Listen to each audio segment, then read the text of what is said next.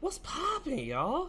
We back with another album review, and this time we got Yebba's Dawn album. Let's talk about it.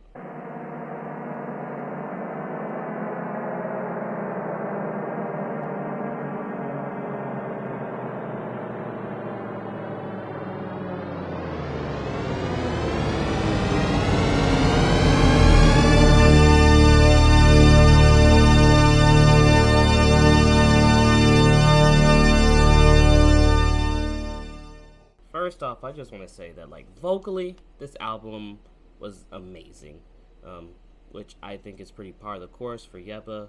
Ever since the first time I even heard of Yebba, listened to her music, she's always just blown me away as an extraordinary vocalist.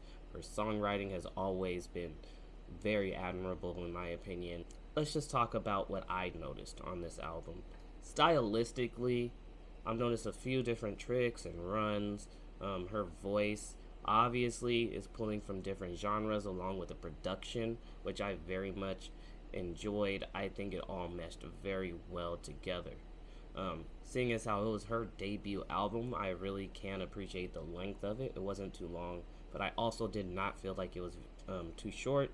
I just very much enjoyed it all the way through. I think one of the things that stood out to me most was just how she was able to breathe love and pain and just overall life into her lyrics, into her music, using her vocal talents. Something akin to Adele, I just love the emotion they are able to put behind their vocals that accentuate the song or the project, and it just really makes it pop. I'm not surprised that she only had 2 features, but rather I am surprised at who the 2 features were. We had Smino. It was a single that was released prior to her album. It was a vibe, it was a bop. I very much so enjoy it. Smino did his thing, and it was very enjoyable from both ends.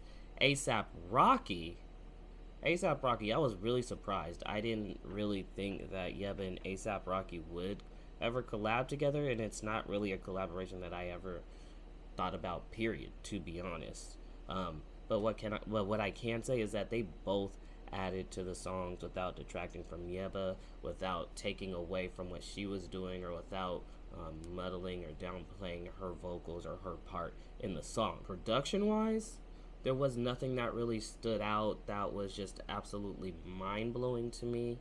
There's nothing that I can go back to where I was really like, oh wow, this is different, or oh wow, I've never heard this before. But I can also say that it was not just bad production. There are some albums that I've heard where I was like, I don't like the production on this. But it was very solid all the way through. I don't think the production necessarily was a focus.